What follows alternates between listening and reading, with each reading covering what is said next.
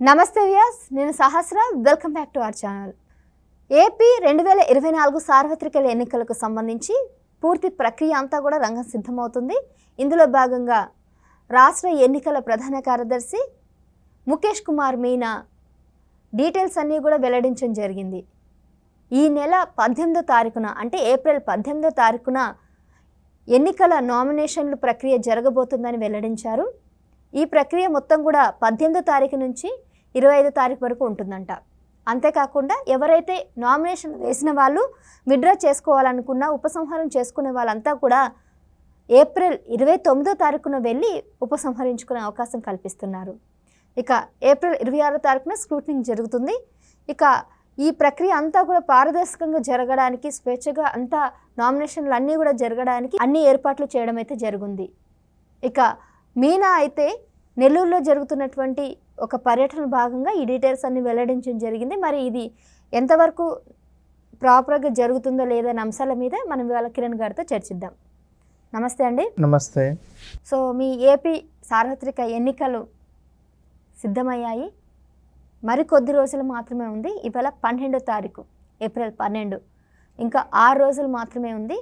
April 18వ తారీఖున నామినేషన్లు వేసే అవకాశం అయితే కనిపిస్తూ ఉంది. అభ్యర్థులంతా కూడా వెళ్ళి చేసే ప్రక్రియ అంతా కూడా రంగం సిద్ధమవుతుంది.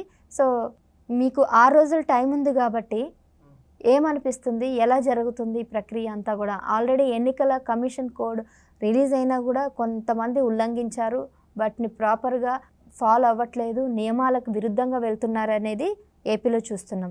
మరి ఇప్పుడు 18న నామినేషన్లు వేసినా కూడా అదే విధంగా జరుగుతుంది అనుకుంటున్నారా? ఎప్పుడెప్పుడు ఎలక్షన్లు వస్తాయా, ఎప్పుడెప్పుడు ఈ రాష్ట్రానికి పట్టిన దరిద్రం పీడ వదిలిపోయిద్దా అని చెప్పి ప్రజలైతే ఎదురు చూస్తున్నమాట వాస్తవం.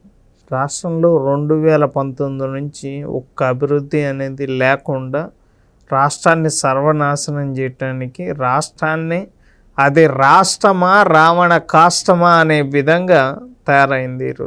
ఈరోజు రాజధాని లేకుండా, ఇంట్లో కరెంట్ లేకుండా, జగన్మోహన్ రెడ్డి సీఎం అయిన తర్వాత తల్లి చెల్లి పక్క రాష్ట్రాలకు పారిపోయే పరిస్థితి వచ్చిన తర్వాత 33,000 ఎకరాలు ఇచ్చిన రైతుల్ని రోడ్డును పడేసి రాష్ట్రాన్ని సర్వనాశనం చేసి, సచివాలయాన్ని తాకట్టు పెట్టి, భవానీ ఐలాండ్ని తాకట్టు పెట్టి, కొండల్ని కబ్జా చేసి, గవర్నమెంట్ ప్రాపర్టీస్ని తాకట్టు పెట్టి, ఇలాగ చేసిన వాటన్నిటికీ పులి స్టాప్ పడాలి.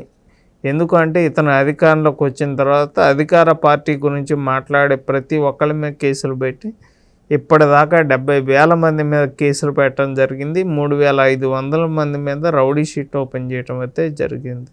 రాష్ట్రంలో వచ్చిన యువత భవిష్యత్తు నాశనం అవ్వటానికి గంజాయి కానీ, డ్రగ్స్ కానీ, ఇతను ఆర్థికంగా బలపడటానికి ఎర్రచందనం, శేషాచలం అడవుల్లో దొరికే ఎర్రచందనాన్ని చైనాకు అమ్మటం, ఇవన్నీ అవినాష్ రెడ్డి తమ్ముడు చెన్నైలో ఉండి ఈ కథ అంతా నడుపుతున్నమాట వాస్తవని నేనైతే చెప్పగలను. ఎవరు? అభిషేక్ రెడ్డి అంటారా? ఎస్. ఇప్పుడు ఆయన అభిషేక్ రెడ్డి కడప ఎంపీగా నిలబడుతున్నారు అని కూడా వార్తలు వస్తున్నాయి. అభ్యర్థిని మార్చారు. మరి ఈ వ్యక్తి ఏమేం చేశాడు అనేవి మొత్తం అన్ని బయట తెస్తామని చెప్తున్నాం. అభ్యర్థిని మార్చారా ఏంటి, ఎవరు ఏంటి, జగన్ కుటుంబంలో ఎవరెవరు ఏమేం చేశారు అన్నీ తెలిసిన మాట వాస్తవం అని చెప్తున్నాను నేను. సో అయితే ఇప్పుడు ఎన్నికల కోడ్ వచ్చేసింది, చాలా రోజులైంది. నామినేషన్ ప్రక్రియ అంతా కూడా ఏప్రిల్ 18న జరుగుతుంది. 18 నుంచి 25 వరకు జరిగే అవకాశం ఉంది కాబట్టి సో మీ టీడీపీ అభ్యర్థులందరినీ కూడా కన్ఫామ్ అయిపోయారా? మళ్ళీ మారుస్తారా? వైసీపీ వాళ్ళు అయితే మారుస్తూ ఉన్నారు, మరి మీ వాళ్ళు కూడా మారే అవకాశం ఉందంటారా? అంటే కొన్ని ఒక 10-12 మారే ఉద్దేశం ఉన్నట్టు కనిపిస్తుంది. ఇంకా 10-12 మారుస్తారు. ఏ నియోజకవర్గాల్లో మార్చే అవకాశం ఉంది? ఆల్రెడీ ఫస్టే చెప్పారు. ఇప్పుడు నాకే కన్ఫామ్ అవుతుంది, నేనే ఉంటాను అనే వాళ్ళందరికీ హెచ్చరికలు ముందే చెప్పారు. అలాగే చేస్తున్నమాట వాస్తవం. 29న ఉపసంహరించుకునే ఛాన్స్ కూడా కల్పిస్తున్నారు వాళ్ళు. ఈలోపు ఏంటంటే అవినాష్ రెడ్డి ఎప్పుడైనా కూడా లోపలికి వెళ్ళే అవకాశాలు కూడా ఉన్నాయి. లోపలికి వెళ్ళిపోయిన తర్వాత అతను వెళ్ళిపోతున్నాడు అని తెలిసి కడప ఎంపీని మార్చడం కానీ ఇవన్నీ జరుగుతున్నాయి. వైఎస్ఆర్ కాంగ్రెస్ పార్టీలో ఎన్ని మార్పులు వచ్చినా కూడా ఆ పార్టీని భూస్థాపితం చేయడానికి ప్రజలైతే సిద్ధంగా ఉన్నమాట వాస్తవం. ఇంకా ఎట్లా ఉండబోతుందండి? ఇంకా నెల రోజులు మాత్రమే ఉంది కదా. మే 13కి ఎలక్షన్స్కి మే 13 సిద్ధమైన తర్వాత రిజల్ట్స్ జూన్ 4th 1 monthలో వచ్చేస్తుంది. మా అంటే ఇంకా 2 నెలలు ఉంది. ఈ 2 నెలల్లో పరిస్థితులు ఏ విధంగా మారబోతున్నాయి ఏంటి? పూర్తిగా రాష్ట్రానికి పట్టిన శని పీడ గ్రహణం పట్టింది రాష్ట్రానికి. దరిద్రాలన్నీ వదిలిపోతాయి అని చెప్పి నేనైతే చెప్పగలను. ఈ 5 ఏళ్ళుగా రాష్ట్రం సర్వనాశనం అయిపోయిన మాట వాస్తవం. అది కరెక్టే, అది చెప్తూనే ఉన్నారు. కానీ ఇంకా మార్పులు ఏ విధంగా ఉంటాయని అడుగుతున్నాను. మార్పులు అంటే రేపు అధికారంలోకి వచ్చిన తర్వాత రాష్ట్రంలో ఎటు చూసిన అప్పులు, గవర్నమెంట్ ప్రాపర్టీస్ తాకట్టు పెట్టడం, కబ్జాలు చేయటం తప్ప అభివృద్ధి అనే మాట లేదు. సో మరి వాటిని ఎలా సవరిస్తారంటారు? మరి అన్నీ ఇక తెలుసు కదా బాబు గారికి.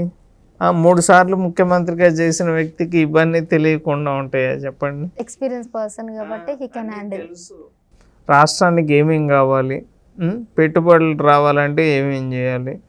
సో చంద్రబాబు అనే వ్యక్తి గురించి 28 రాష్ట్రాలు ఏమని అనుకుంటున్నాయి అంటే, మీరు కాబట్టి ఇట్లా ఓడిస్తున్నారు, కానీ ఇలాంటి వ్యక్తి తమిళనాడులో కానీ కర్ణాటకలో కానీ ఏ స్టేట్లో ఉన్నా కూడా నెత్తిన పెట్టుకుని పూజించే వాళ్ళం అని చెప్పి ప్రతి ఒక్కళ్ళు మాట్లాడుతున్న మాట వాస్తవం. సో కేవలం ఇంకా 6 రోజులు మాత్రమే ఉంది. నామినేషన్ ప్రక్రియ అయితే జరగబోతుంది. ఆ తర్వాత ఒక్క నెల రోజులు, ఎగ్జాక్ట్గా ఇవాళ ఏప్రిల్ 12, నెక్స్ట్ మే 13, ఎగ్జాక్ట్గా 1 month ఉంది ఓటింగ్ కోసం. 1 month తర్వాత ఏపీ ప్రజల భవిష్యత్తు మొత్తం మారే అవకాశం కనిపిస్తుందని కిరణ్ గారు అయితే అంటున్నారు. థ్యాంక్ యూ అండి. Thank you.